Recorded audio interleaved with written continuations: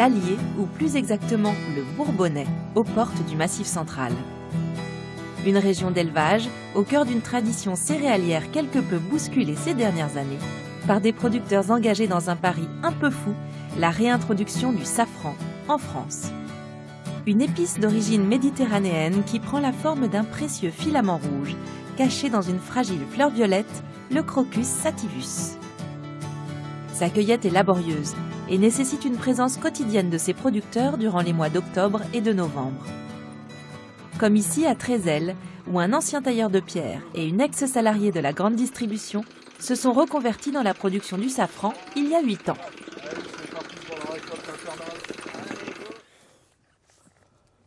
Alors là, je dégage. Celle-ci, elle est à peu près bien dégagée. Je prends la tige. Et là, il y a déjà les filaments qui partent sur le côté. Donc, à l'émondage, on les mettra tous les 3 au même endroit. Comme ceci. Et on pourra couper tout ce qui est rouge. Et mon safran, il est là. Voilà.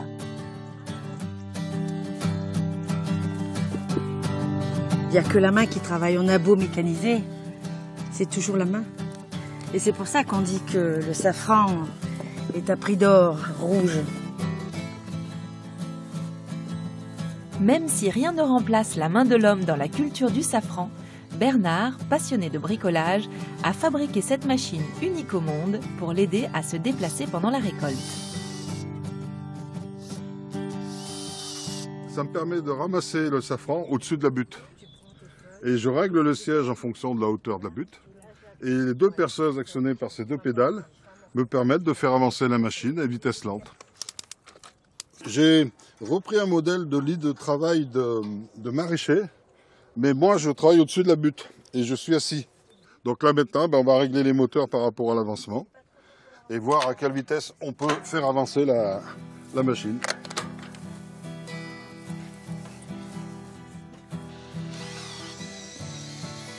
Et c'est parti pour la séance de ramassage.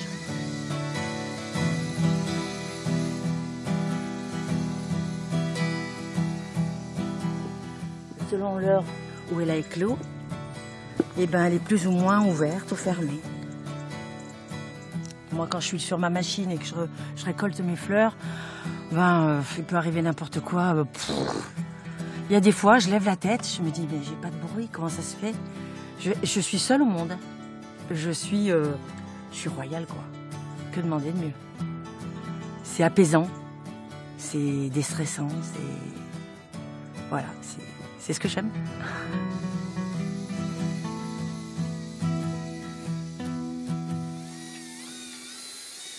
Je règle mon siège le plus bas possible et je cueille carrément entre mes jambes. À l'inverse de mon épouse qui a préféré une machine en latéral et elle cueille carrément comme ça.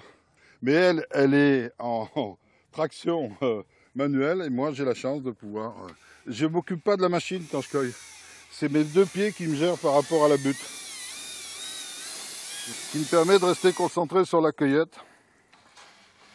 On arrive à savoir à peu près, on va dire à 2 grammes près, ce qu'on peut faire en récolte, par rapport au volume de fleurs. Sachant qu'il faut à peu près entre 210 début récolte, 250 fleurs fin récolte pour faire 1 gramme. Alors des jours, on ne produit pas grand chose, quand il a fait froid la nuit, il a plu. Et puis 2 jours après, c'est tout bleu. Parce que eux, ils vivent leur vie et ils vont très vite et très fort. Alors on est à peu près à la moitié de la récolte, tout ça, ça va encore grandir. Et au fur et à mesure que la récolte va avancer, on va avoir beaucoup plus de difficultés à ramasser les fleurs. Tout simplement parce qu'elles sont au milieu des petits brins verts. Et avec mes gros droits, les brins verts, c'est pas mes copains. Madame se débrouille mieux que moi là-dessus, mais bon, on le fait tous les jours. On s'éclate à faire ce métier parce que y a des rencontres. Énormément de rencontres, il y a un partage, on passe des bons moments, on s'entraide aussi, ça c'est très important, c'est enrichissant. Alors là, une fleur ouverte, ces 3 étamines rouges font le safran. Tout le reste, on s'en sert pas malheureusement. Et quand on tire sur ces 3 étamines, on enlève, nous, cette partie-là n'est pas du safran, donc on la supprime. Voilà ce qui reste une fois qu'on a ramassé la fleur. Voilà ce qui reste. Aujourd'hui, l'Iran et l'Inde sont les principaux producteurs de safran dans le monde. Mais historiquement, le safran est repéré il y a plus de 3500 ans en Grèce. L'épice débarque en France au XVIe siècle dans le petit bourg de Boine, dans le Loiret, qui fut désigné capitale mondiale du safran pendant plus de 4 siècles. Jusqu'à la crise de 1930, la France en produit jusqu'à 30 tonnes par an. Pour Gilbert Tin, ancien agriculteur et passionné d'histoire locale, le safran arrive en Auvergne avec les premiers colporteurs au XIXe siècle qui passent de village en village. Ces colporteurs qui arrivaient dans nos villages avec une belle affiche dessinée qui apportait les bulbes, les cailleux et qui nous promettait ce soleil qui sortait de la terre. Ils arrivaient de la région de Grenoble, Loisan, tellement froide, tellement pauvre, quelques vaches laitières. Et puis les hommes partaient l'hiver, une marmotte sur le dos, une valise sur le dos.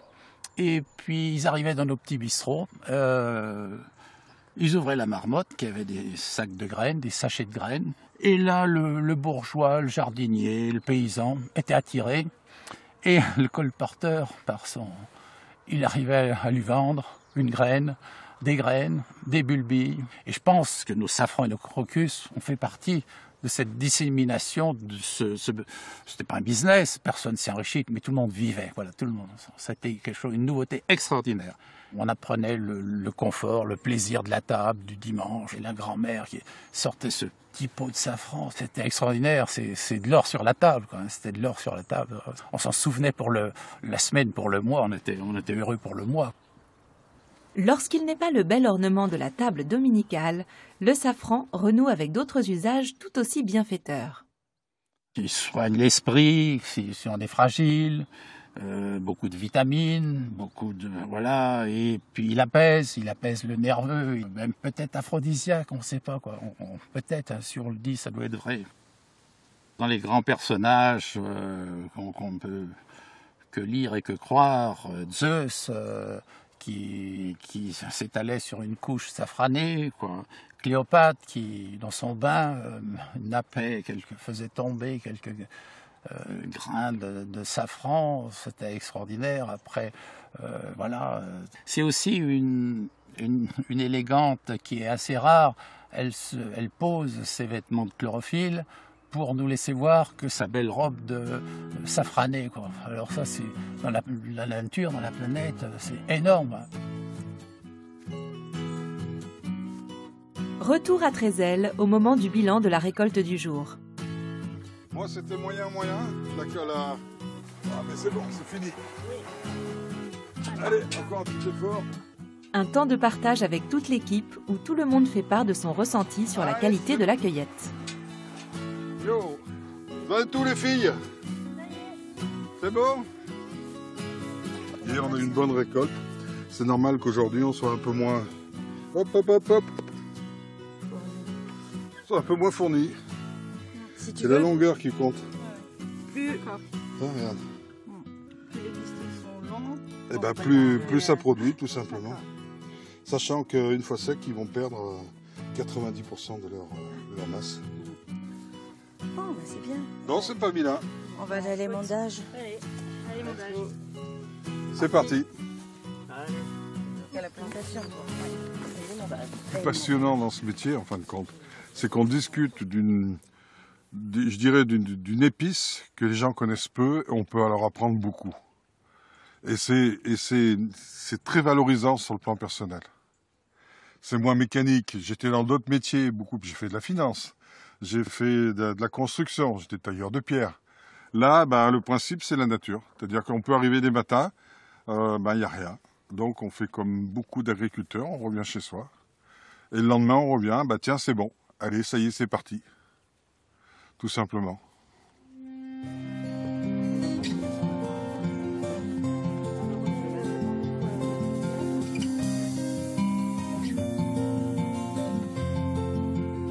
À 2 heures des safranières auvergnates, la capitale de la gastronomie ne pouvait pas passer à côté du safran.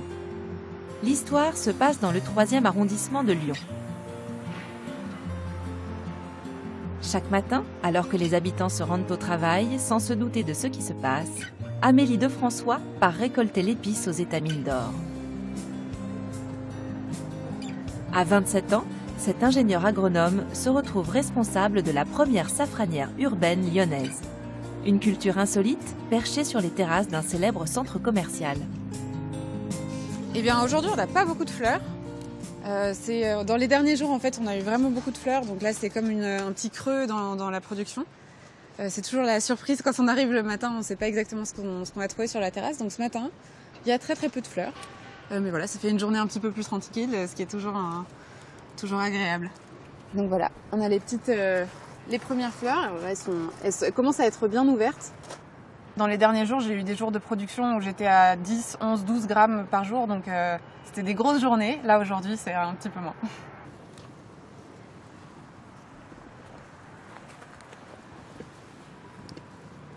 Tout l'automne, je suis là sur la terrasse tous les jours. C'est une production en fait qui est très restreinte dans le temps. La floraison, elle se fait pendant quelques semaines à l'automne.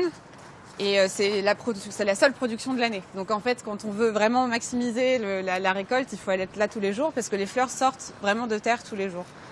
Donc voilà, le matin on arrive et c'est parti pour la récolte.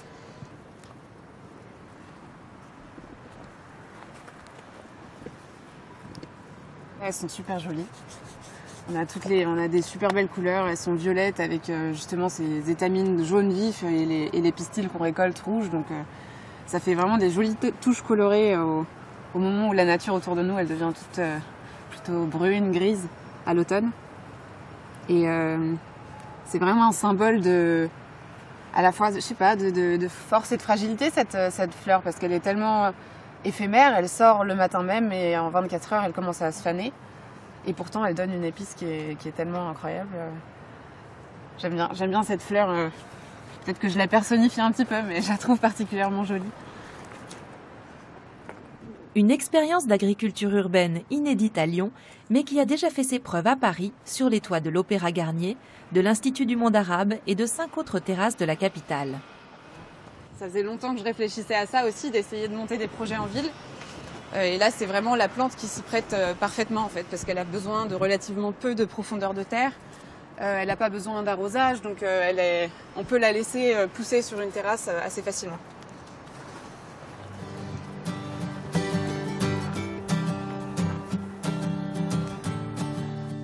Retour en Auvergne au moment de l'émondage de la récolte de Bernard et Marie. Bon, ben là, on va les mettre délicatement sur la table.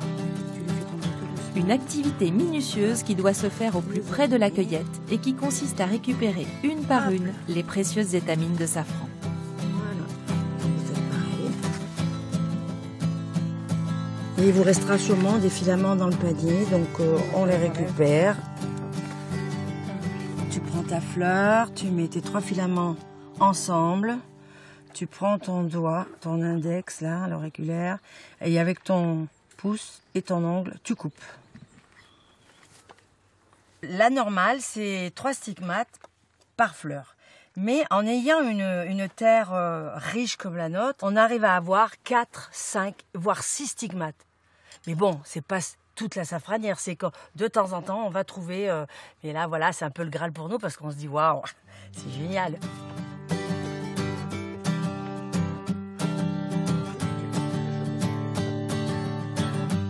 Une fois émondé, le safran de Marie est ensuite déshydraté pendant une trentaine de minutes.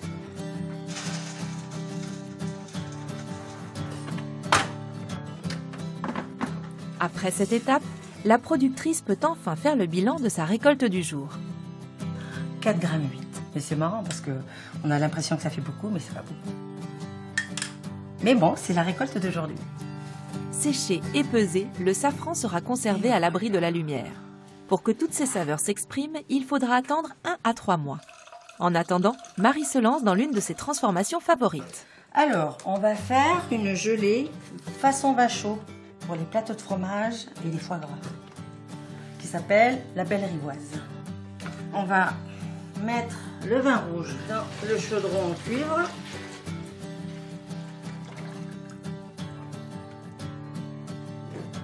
Et voilà.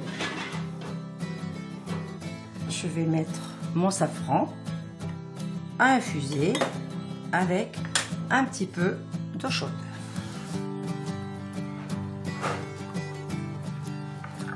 Et voilà. Bon là, ça bout. On va intégrer le safran en infusion. Hop. On va mélanger un petit peu. Ah, c'est bien rouge. C'est bien mélangé. Voilà. On mélange. J'ai toujours aimé cuisiner. Donc pour moi, c'était... il fallait que je fasse. Il fallait que je crée, il fallait que je cuisine. Donc, je me suis même pas forcée, quoi. C'était là.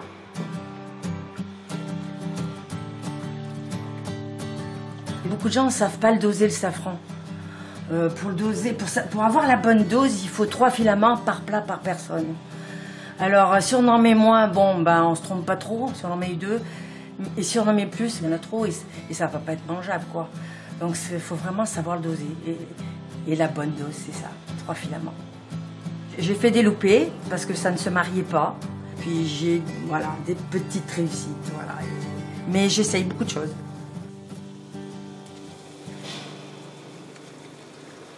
Un des secrets de la gelée au vin safrané de Marie, c'est l'ajout de sucre, à consommer sans modération. Alors, ça paraît beaucoup de sucre, mais c'est ce qu'il faut.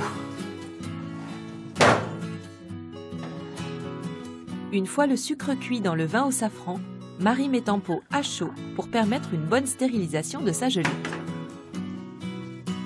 Sur certains fruits, c'est là où le safran va s'exprimer le plus, quoi. Hein. La pêche, par exemple, ça se marie très bien avec la pêche. On fait des pêches au sirop. Par exemple, sur la rhubarbe, la rhubarbe, c'est un fruit assez acide. Donc, ça l'arrondit, ça l'adoucit. Donc les gens qui n'aiment pas la rhubarbe comme mon mari, il va me finir le pot quand il a commencé. Une transformation qui viendra ensuite rejoindre son étal en vente directe, composé de quelques alcools locaux, de confitures, de sirops, revisités eux aussi grâce au safran. En attendant, la productrice procède elle-même au test qualité de sa belle rivoise. Un petit pain bien frais, un petit peu de gelée de belle rivoise. On peut en mettre dessous ou on peut en mettre sur le fromage. On prend le petit morceau de bleu. Voilà. Et on déguste. Bon appétit. Retour à Lyon au moment de l'émondage de la récolte d'Amélie. Pas de temps à perdre pour la jeune productrice.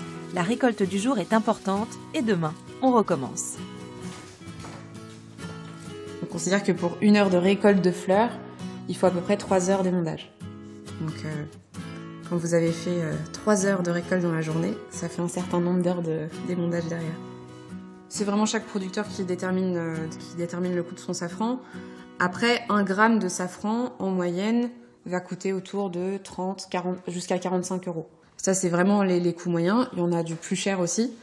Par contre, on considère que quand le safran est vraiment moins cher que 30 € le gramme, c'est probablement du safran qui a été au moins coupé à autre chose.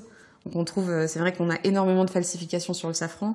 Et donc sur du safran en poudre peu cher, on va souvent retrouver d'autres matières à l'intérieur, comme de la poudre de brique par exemple. C'est aussi important que les gens prennent conscience du travail qu'il y a derrière toute la culture du safran, parce que c'est ce travail-là qui explique le prix de cette épice. C'est une épice qui est très chère au kilo, mais on raisonne pas du tout en termes de kilos dans le safran, on parle de grammes de safran, parce que c'est ce qu'on utilise en cuisine. Donc méfiez-vous si vous trouvez du safran à moins de 30 € le gramme.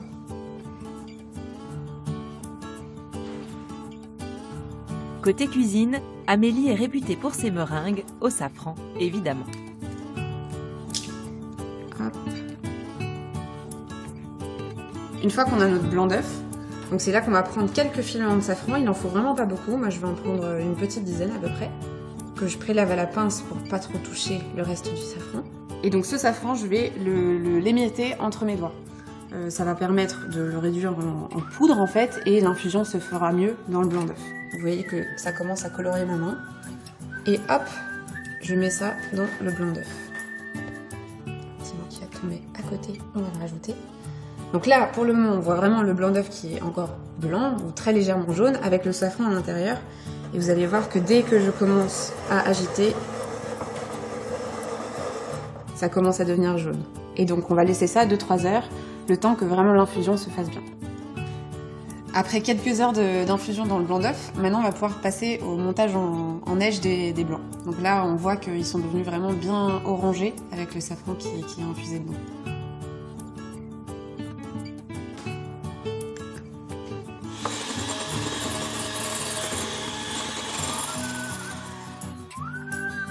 Hop, voilà. Et maintenant elle a une masse bien ferme et on peut la passer à la poche à douille.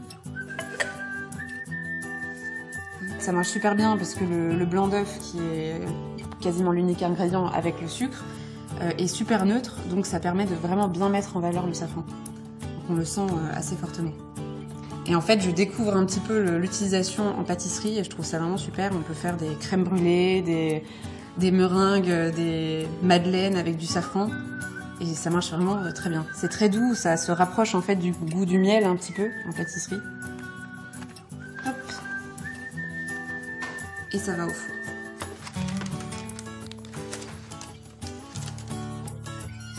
Si tout se passe bien, dans quelques minutes, Amélie pourra une fois de plus vérifier les qualités gustatives de son safran des villes.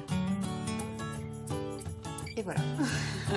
Nos meringues, elles sont restées au four pendant à peu près 1h15, à assez basse température, entre 100 et 120 degrés. Et voilà, maintenant on peut les déguster. On sent bien le safran en arrière-bouche. Et la texture est bonne, donc c'est bon. Je suis contente.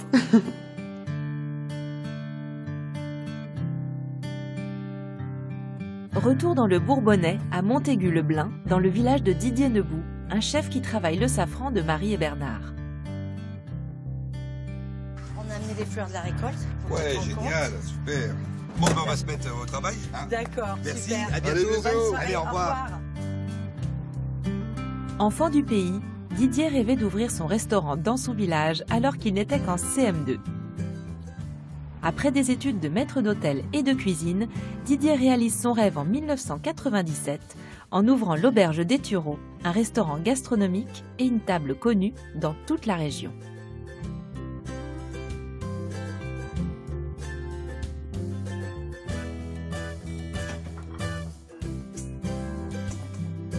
Alors, je suis en train de préparer une crème anglaise au safran. Et j'ai le lait qui est en train de s'infuser avec le safran. C'est un goût très subtil et très très agréable. On n'a pas l'impression d'avoir vraiment le safran. Et c'est le côté très agréable qui peut aller justement avec le sucré. Je vais passer ma crème anglaise pour laisser tous les petits pistils pris au piège dans la passoire. Côté salé, Didier marie safran et coquille Saint-Jacques. Une association qui donne la part belle à l'or rouge et une des signatures de son menu tout safran. Je vais déjà mettre un tout petit peu de safran pour déjà donner du goût, mais j'en mettrai d'autres en fin de cuisson. Plus les produits sont nobles, et je trouve plus c'est facile à travailler. Parce que dès qu'on a le bon produit, on n'a pas besoin de rien cacher. Voilà, on va saler et poivrer un petit peu. Et après, on va passer au flambage. Et puis, hop.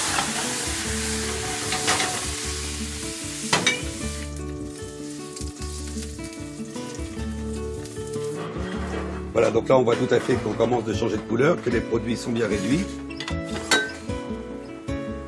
Et on va disposer les Saint-Jacques. Après je mettrai ça dans les assiettes pour la présentation.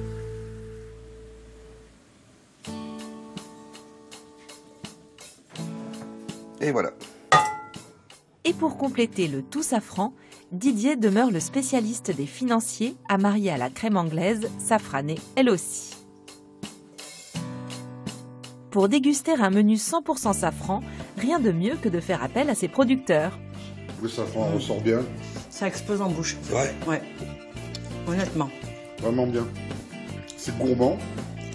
Hop, je vais vous laisser déguster ça. Alors, on va goûter. Ah, j'aime beaucoup. Ouais. Ouais. Ah, par contre, il y a un truc truc que je veux goûter, moi, c'était Et grâce à la passion de Didier, Marie, Bernard, Amélie et de tous les autres, le safran poursuit fièrement sa balade à travers le temps et se fait le nouvel ambassadeur de nos magnifiques terroirs.